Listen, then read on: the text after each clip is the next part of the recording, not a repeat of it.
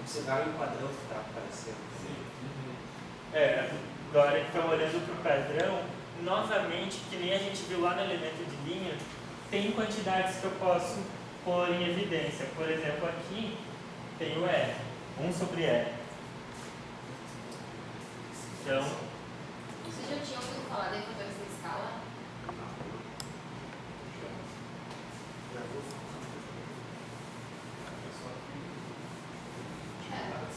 É sempre a matriz do jacobiano, né?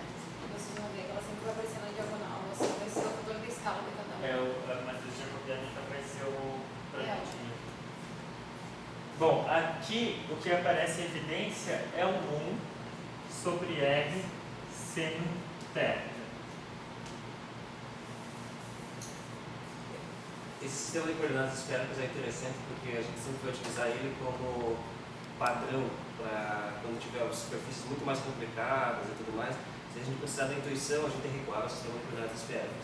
Sempre que precisar da intuição para observar se você errou, para interpretar as quantidades, recorremos ao sistema de coordenadas esféricas. Por isso dessa insistência em trabalhar com ele com todo o detalhe possível.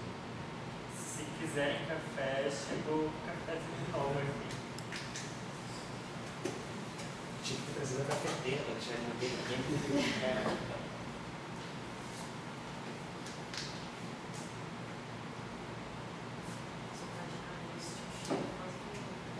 Ó, tu quer açúcar?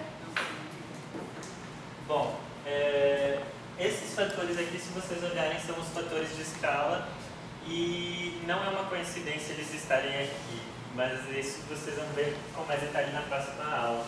Além disso, essas quantidades entre parênteses também são conhecidas, são esses vetores unitários aqui, que é seno θ e cosseno φ na direção I, seno θ, seno φ na direção J, cosseno θ na direção K, isso é o vetor R0.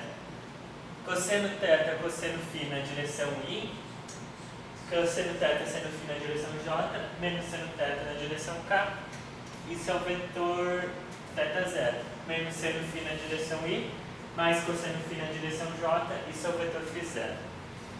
Então a gente obteve um formato bem genérico aqui.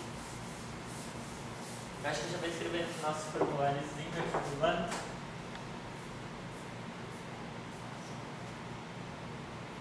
Eu não sei se eu vou precisar dessas derivadas ainda, então eu vou deixar essa. Não, esse aqui eu não vou mais ocupar. As inversas aqui. Não tem espaço. Então eu tenho que o gradiente.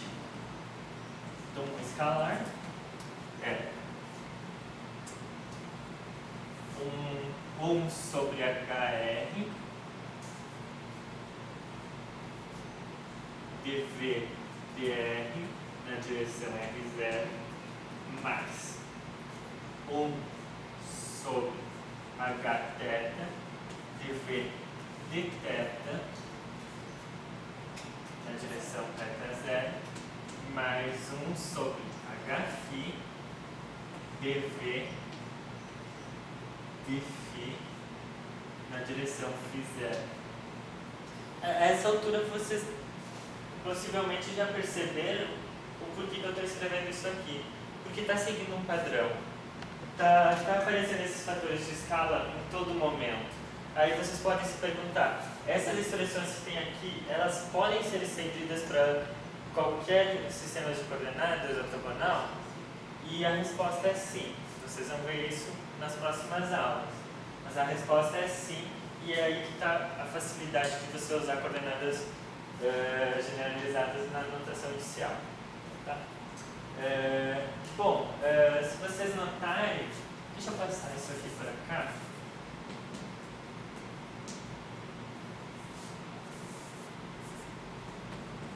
Só estou trocando a ordem para ficar mais evidente. Isso aqui me parece simplesmente como o operador nabla atuando nessa função escalar que é o v. Então, daqui eu posso tirar o nabla. Deixa eu apagar. Posso apagar essa parte, né?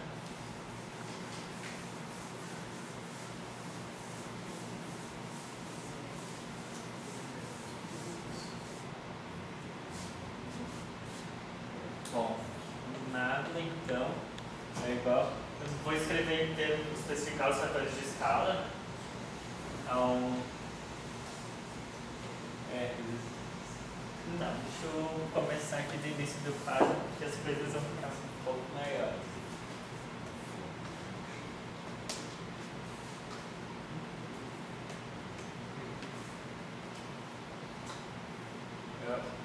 Sobre o fator de escala do R, que é o dv del R, né? Porque eu estou só escrevendo o operador nábula, não o gradiente.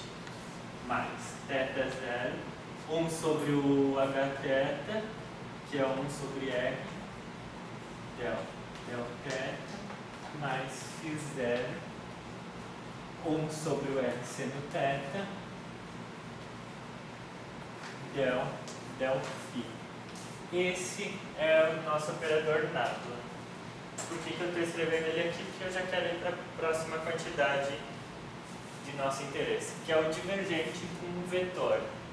Vou chamar de A. Em alusão ao potencial vetor mesmo, sempre fazendo referência ao eletromagnetismo. Bom, um vetor em coordenadas esféricas, ele é simplesmente escrito dessa maneira.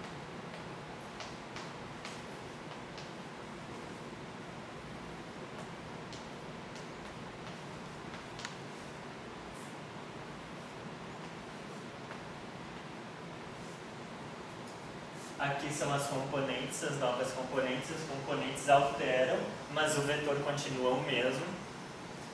E eu posso pensar nesse divergente, então, através de um produto escalar. Só que agora tem uma diferença gigantesca para o caso de coordenadas cartesianas. Porque no caso de coordenadas cartesianas, nossos vetores de base são isso aqui. Eles são constantes.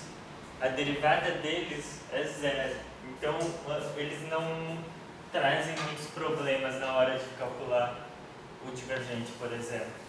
Mas agora isso não é verdade.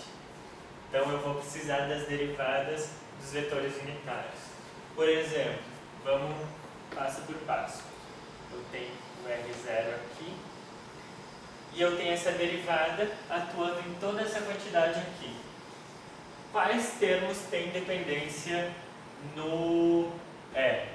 Bom, lembrando que o produto escalar vai filtrar só, por exemplo, R0 e escalar R0.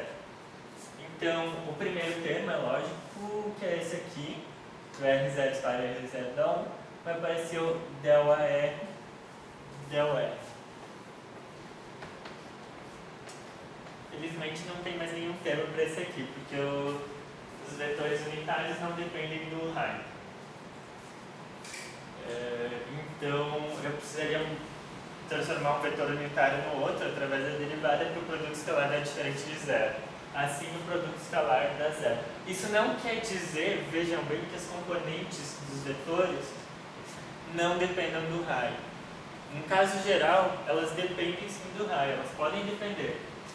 Então, essa derivada aqui do Aθ, por exemplo, em função de R, ela não é zero. Em princípio, ela não é zero. Mas apareceria o produto escalar R0, escalar θ0. Isso é zero. Por isso que não aparece mais nenhum termo para cá. Mas agora, se a gente olhar para o próximo, a gente tem aqui o θ0. Perdão, aqui então aparece R0 escalar R0. Eu já vou colocar que é 1, sobra só esse termo aqui. Tá. θ0. Depois eu vou apagar ele também. O termo óbvio, novamente, é esse termo aqui. Que aparece 1 sobre R dθ dθ. Mas agora, dessa vez, ele não é o único termo. Para isso, a gente tem que ver quais são as derivadas dos vetores unitários em função do θ. As derivadas das componentes a gente já viu que vão ser lá no produto escalar. Mas então interessam as derivadas dos vetores unitários. E se a gente olhar para a derivada aqui do R0 em função do θ, aqui aparece cosseno θ, cosseno φ, confere, cosseno θ, seno φ e menos seno θ. A derivada do R0 é o próprio θ0. Então, aqui apareceria um termo mais AR de R0 de θ. Isso aqui é o θ0, θ0 escalar θ0 é 1. Então, parece isso. Já vou tirar daqui. Simplificar as coisas. Algum outro termo vai dar alguma coisa? Não, a derivada do próprio θ0 é diferente, né? E a derivada do φ0 em função de θ é 0. Mais a parte com o φ0. Tá. Ah, aqui eu esqueci, né? Tem um sobre R. Então aqui é um AR sobre R. Ok? Então, tá tranquilo por enquanto? Alguém quer fazer algum questionamento, alguma coisa? Fique à vontade para interromper. Bom, aqui do φ0. Novamente o termo mais óbvio é esse aqui. 1 sobre R seno θ. A derivada em φ disso aqui. dφ dφ. Apareceria o φ0, mas aqui quando eu fizer o produto escalar já vai cancelar. Eu só coloquei φ0 aqui para lembrar, eu já vou apagar. Então, o primeiro termo é esse. É o termo tradicional, digamos. Ele é o único? Não. As derivadas das componentes não nos interessam, porque elas vão se anular no produto escalar.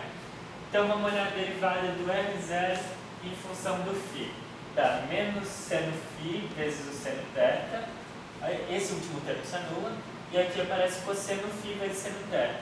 Para a gente colocar o seno de θ em evidência, a gente tem o φ0.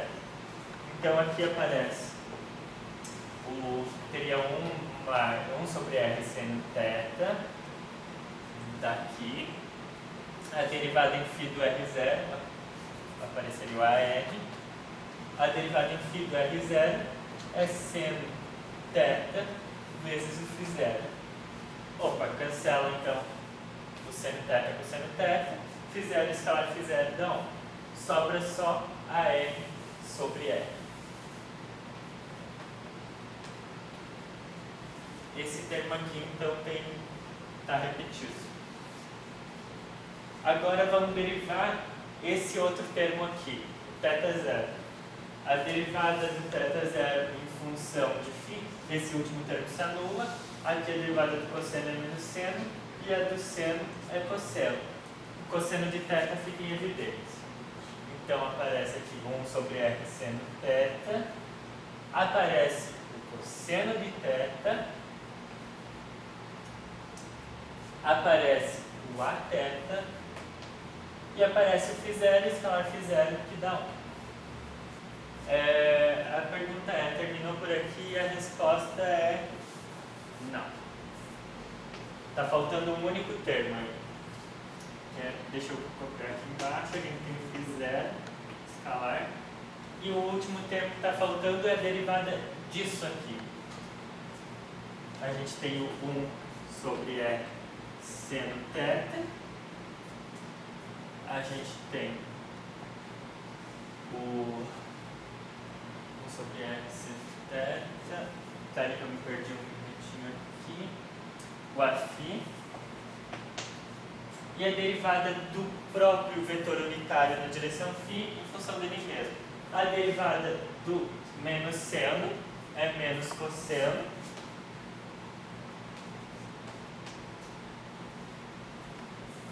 A derivada do cosseno é menos seno.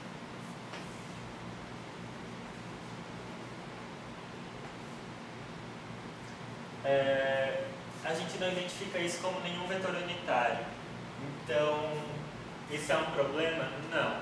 Porque, da mesma maneira que a gente tem essas relações R0, θ0, φ0, a gente tem as relações inversas.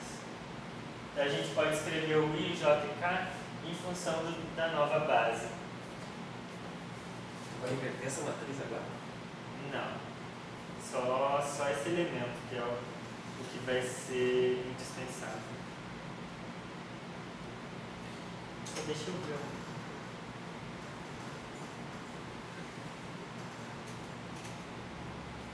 Ah, tá. Perdão. Só para constar, eu esqueci do detalhe. Isso aqui vai fazer diferença no rotacional, tá?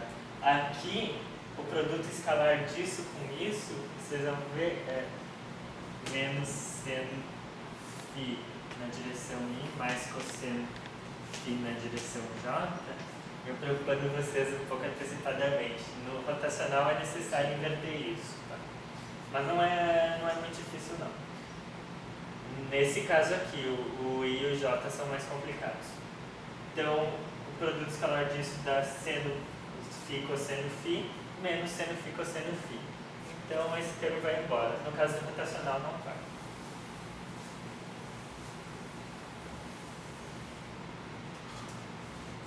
Tá, só para... Olhando aqui, esse último termo aqui, ele aparece 2 vezes. Então, vamos colocar um 2 aqui. Esse termo aqui do meio. Bom, a gente quer encontrar algum tipo de padrão agora.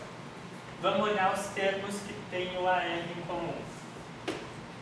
São esse del R do AR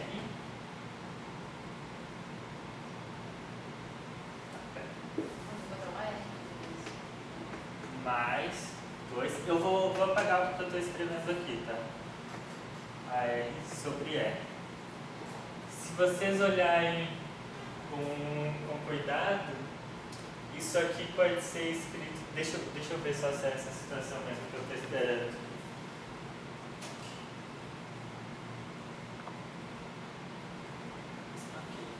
Okay. Antes disso, eu vou fazer uma outra coisa. Passo intermediário.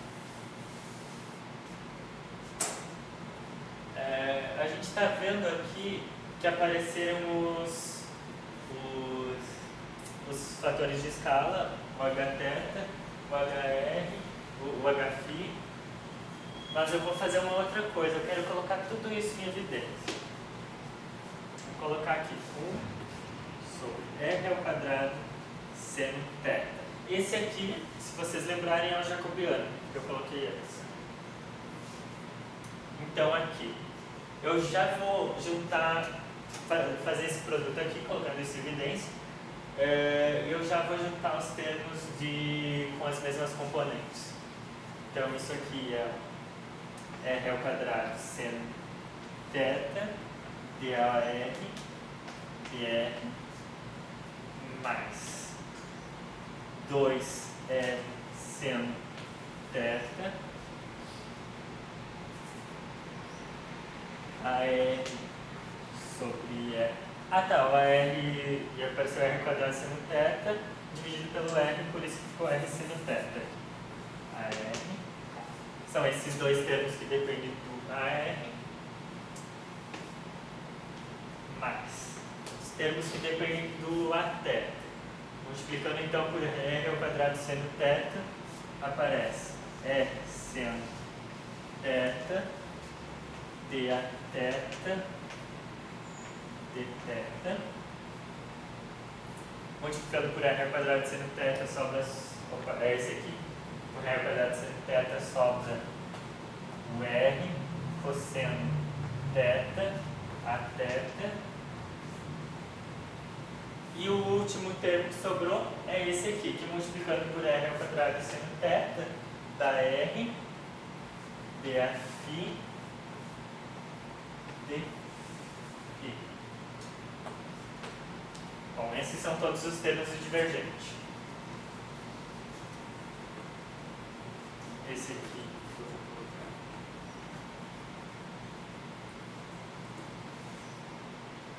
Bom, se a gente olhar aqui, a gente pode escrever isso aqui juntando em um único termo. Isso é del AR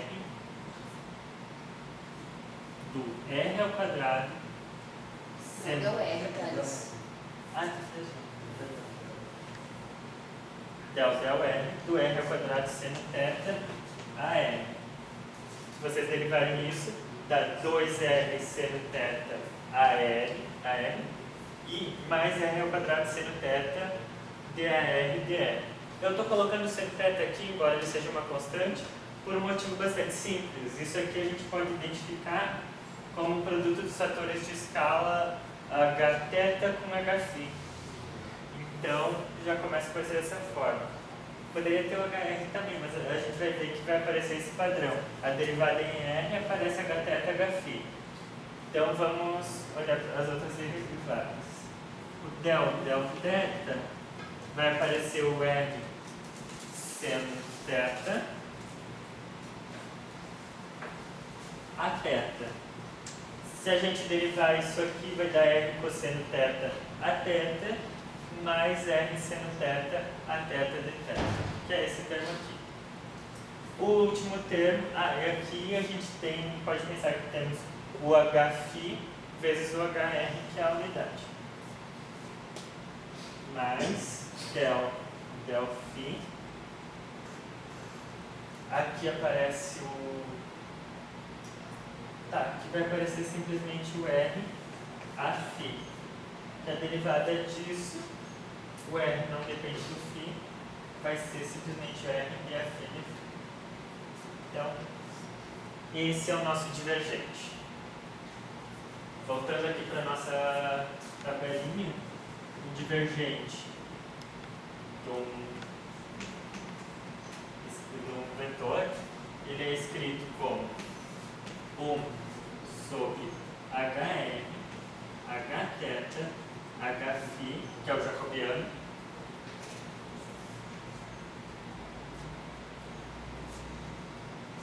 del R do AR, Hθ, Hφ, mais del θ do Aθ,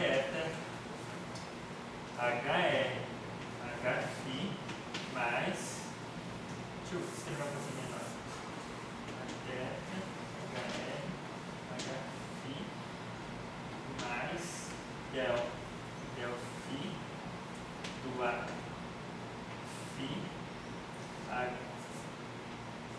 HR, Hθ. Esse é o nosso divergente. Ok? Tudo bem até aqui? Fazendo a identificação entre os fatores que eu coloquei nas derivadas. Alguma dúvida? Tudo bem? Tá. Do divergente, então, a gente pode ir para o Laplaciano. Se a gente pensar que o Laplaciano é o divergente do gradiente. Eu acho que eu não vou fazer o rotacional hoje, só para constar. Eu vou colocar o Laplaciano e vou dar uma indicação, porque não vai dar tempo de terminar. Deixa o Laplaciano também. Tá? Deixa o Laplaciano também. Para depois você vai fora do rotacional. Eu vou deixar o rotacional do 300. Enfim, só para concluir, eu vou introduzir o Laplaciano aqui.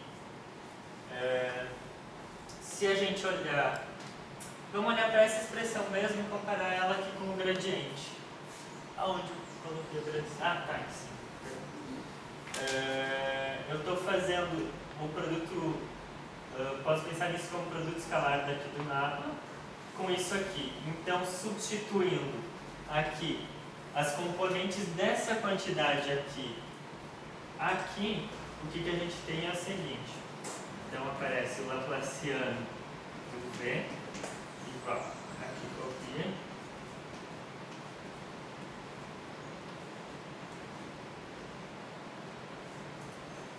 a componente R do gradiente, é isso aqui. Então vai aparecer Hθ Hφ sobre o HR.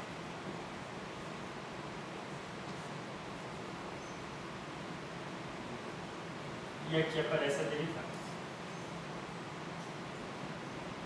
Eu vou colocar assim. E aqui aparece a derivada no R. para esse segundo termo. O Aθ é essa quantidade aqui. Então aparece HR, Hφ sobre Hθ del θ mais HR, Hθ sobre o Hφ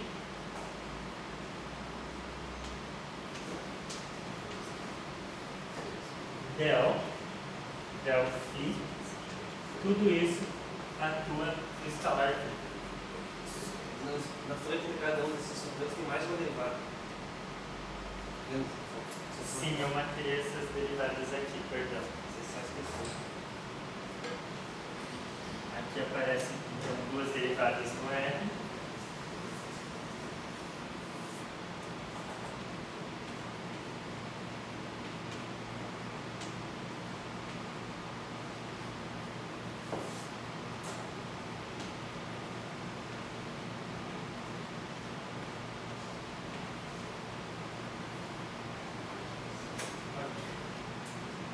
Bom, esse aqui é então o nosso Laplaciano de um escalar. O que eu queria destacar de importante só para finalizar?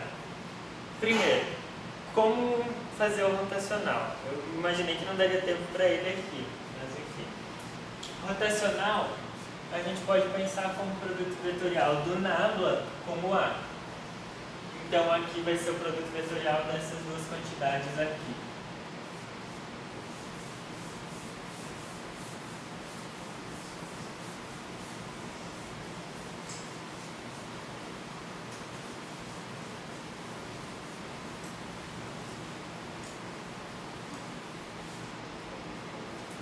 Certo? Notem que por exemplo, para o primeiro termo, eu vou ter a derivada dessa quantidade aqui. Agora sim eu tenho que levar em conta que a derivada disso, disso e disso é diferente de zero. Então isso vai gerar uns termos extras. No final, a gente espera encontrar. O trabalho não é tão maior do que o divergente, é razoavelmente semelhante. Mas lembrem que a derivada aqui do φ0, ela dá algo do tipo menos cosseno φ mais seno φ, na direção J. Isso aqui pode ser escrito em termos dos vetores unitários. Fica como uma tarefa aí fazer, mas essa é bem simples. Acho que ele faz nas aulas de exercícios. Pode ser nas aulas de exercícios, é bem direto fazer isso. Mas só para constar a resposta disso, é algo desse tipo aqui. Bom, o que a gente espera no caso tridimensional para um rotacional? O formato daquele determinante que a gente já conhece. Só que agora vai aparecer esse fator aqui na frente, novamente ao jacobiano, vai aparecer o determinante. Só deixa eu ver. Deixa eu lembrar uma coisa.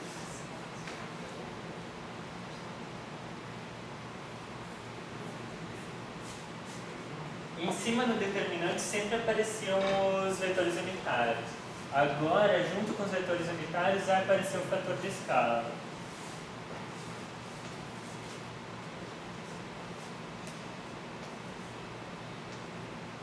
Aqui aparecem as derivadas.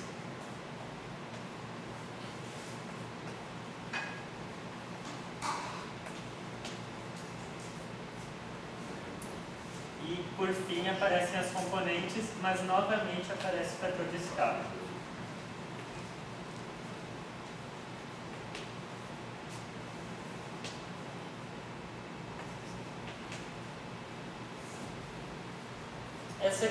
Esse exercício ele fica como uma tarefa para vocês, se vocês quiserem fazer. Se quiserem aparecer hoje de tarde na aula de exercícios, lembrando, vai ser aqui, nessa mesma sala. Vai ser uma tarefa bem informal, novamente nós teremos café, não será muito diferente daqui. A gente vai ficar tomando café, jogando conversa fora e fazendo os exercícios, tirando dúvidas, coisas assim. É algo bem mais dinâmico do que a aula de hoje, por exemplo, que foi basicamente eu fazendo um monte de conta no quarto. E o último ponto que eu quero esclarecer é que antes eu falei para vocês que em teoria de potencial no eletromagnetismo, só para fazer o gancho aqui, a gente tem que o Laplaciano do potencial escalar é igual a essa quantidade aqui, tá? Só para lembrar. O ε0 que aparece aqui é uma constante, então esqueçam ele. Vamos pensar só no ρ. Tem o menos. Não. Tá, tinha um sinal de menos também, mas ele está pensando só aqui no ρ, que é a distribuição de cargas. Então, o Laplaciano do potencial escalar vai estar associado, de alguma maneira, à distribuição de cargas no eletromagnetismo. Da mesma forma que o Laplaciano do potencial vetor vai estar associado à distribuição de correntes. Esse aí é a equação de Poisson, né? Isso. E essa equação é chamada de equação de Poisson. E como a gente sabe, ou talvez você não saiba, mas tipo, em equações diferenciais, a gente costuma ver que a solução de uma equação diferencial inhomogênea como essa, que tem alguma coisa aqui desse outro lado, tem uma função do outro lado, uma distribuição, para solucionar isso a gente precisa conhecer a solução da equação diferencial homogênea, que é essa aqui, e que é chamada de equação de Laplace. Um ponto importante, é necessário, é conveniente, na verdade, na hora de solucionar essa equação, separar ela. O que quer dizer separar? Aqui eu tenho uma equação que mistura as três componentes. Por exemplo, coordenadas cartesianas, isso aqui está misturando x, y, z.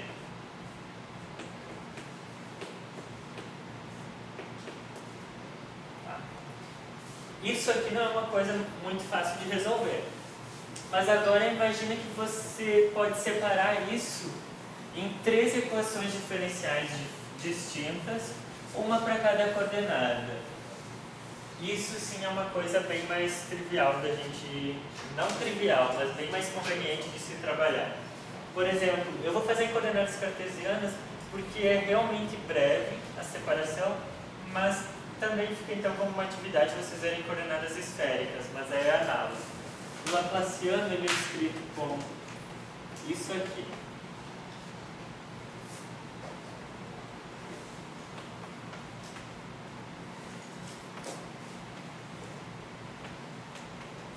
Mais uns 5 minutinhos eu termino aqui.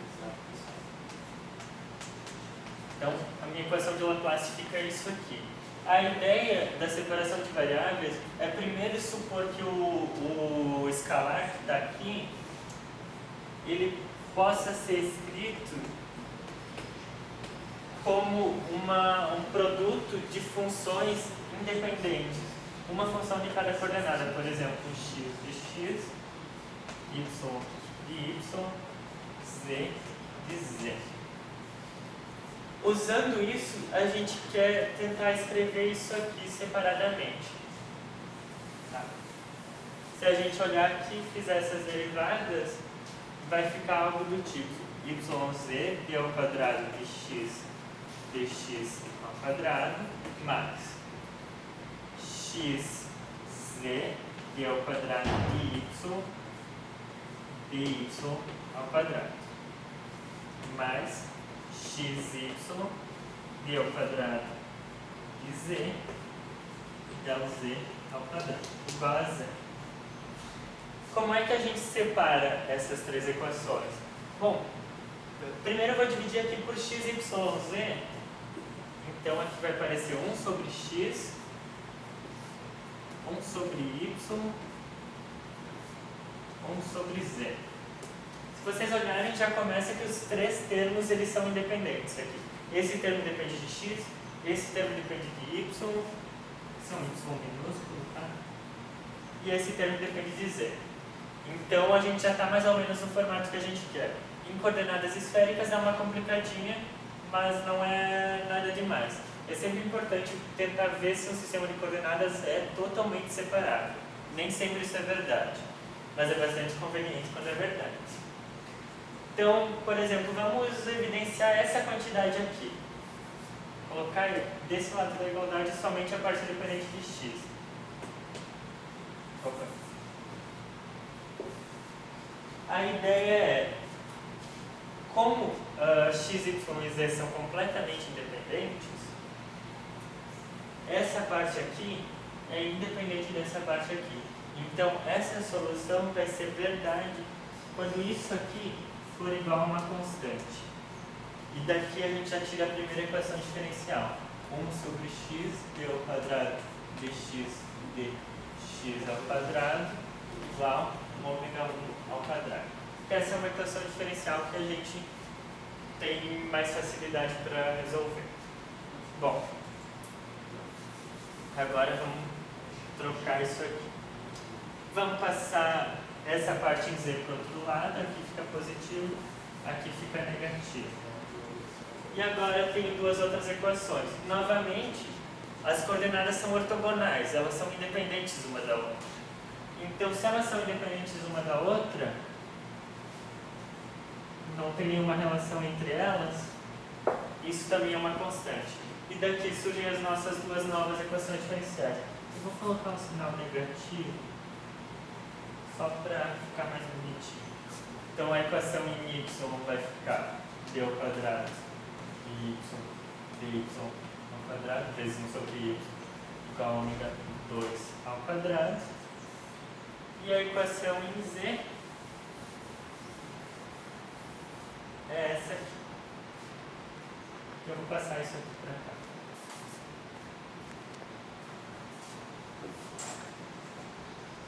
Então, isso é o conceito de separabilidade. Você pega uma equação diferencial que mistura todas as coordenadas e você está chegando à conclusão de que você pode separar em 3 equações diferenciais desacopladas. Isso é muito conveniente quando acontece. E nos sistemas de coordenadas usuais, tipo cartesianas, esféricas, cilíndricas, parabólicas e alguns outros, isso é verdade. Tem outros, por exemplo, como toroidais, isso não é verdade. Mas ela é parcialmente separável. Você pode escrever uma equação para uma coordenada e as outras duas coordenadas elas são relacionadas. Você não consegue separar as equações. Mas já está mais conveniente do que você ter uma equação para as 3. Era essa a última ideia que eu tinha para passar para vocês. Vocês têm alguma dúvida, algum questionamento? Isso é bem importante no soluções de equações diferenciais, particularmente na eletromagnetismo. Vocês vão trabalhar muito com isso, na mecânica quântica, vocês vão solucionar esse tipo de equações. Na mecânica quântica, quando vocês forem resolver o átomo de hidrogênio, nada mais é do que resolver esse laplaciano aqui em coordenadas esféricas. Então, a equação de Schrödinger é basicamente essa equação ali. Em coordenadas esféricas, né, porque a gente parte da simetria do átomo de hidrogênio e tal. Então, essa aqui é a equação de Schrödinger acrescentando o potencial. Então, por isso que isso é importante. Aí vocês vão ver, vocês vão chegar nos harmônicos esféricos e tal. Mecânica de fluidos também, por exemplo, a equação do potencial de velocidade, tudo Laplace e Helmholtz e algumas outras que igual a Laplaciana parecem ser onipresentes na física. A equação da onda também é bem parecida com isso, a não ser pelo fato de que tem uma derivada no tempo, além do Laplaciano. A equação de Schrödinger também. Enfim, era isso que eu tinha para falar hoje. Esse foi o jeito tradicional de fazer as coisas. Isso aqui não é uma resposta tradicional. Essas respostas aqui eu coloquei os fatores de escala para vocês verem que isso vai seguir um padrão, embora aqui só olhando para um caso não se vê isso, mas isso vai seguir um padrão e nas próximas aulas vocês vão ver qual é esse padrão. Então, depois que vocês chegarem nessas relações aqui, vocês tendo as transformações de um sistema de coordenadas para o outro, vocês podem pegar e jogar isso diretamente e obter todas essas equações. Mas para isso tem um fator bastante importante, que ainda aqui não ficou nada evidente, que é aprender a relacionar essas transformações aqui aos vetores unitários. Isso é bastante importante. E aos fatores de escala. Vocês não vão tirar isso da manga como eu fiz agora. Isso aqui eu só disse, olha, vamos dizer que esses aqui são os vetores de base, vamos dizer que esses são os fatores de escala. Eu tirei isso da Language. Mas na próxima aula vocês vão ver que não é bem assim. Existe uma definição precisa para eles. Eles saem de algum lugar. E é importante vocês saberem essa relação para poder fazer isso em qualquer sistema de coordenadas. Lembrando vocês, às 2 horas, às 4 horas, tem aula de exercícios. A gente vai ficar por aqui conversando, fazendo exercícios e discutindo. Eu vou mandar um e-mail para vocês com 4 exercícios agora, e aí, se vocês quiserem discutir, eles não são muito triviais, eles envolvem os operadores, mas são equações que aparecem na física, sabe? Problemas. Todos vocês são bem-vindos, independente de terem feito os exercícios ou não. É para discussão mesmo. Vocês não precisam fazer exercício se não quiserem. Vocês estão lá vamos estar aqui, na verdade, para conversar sobre esses assuntos e tirarem as dúvidas que vocês têm. Se vocês tiverem exercícios para propor, proponham. É algo bem livre mesmo. Então, espero vocês de tarde, se vocês forem. E se quiserem vir só para tomar café, aproveitem e tragam um lanchinho, vai ser super bem-vindo. Obrigado.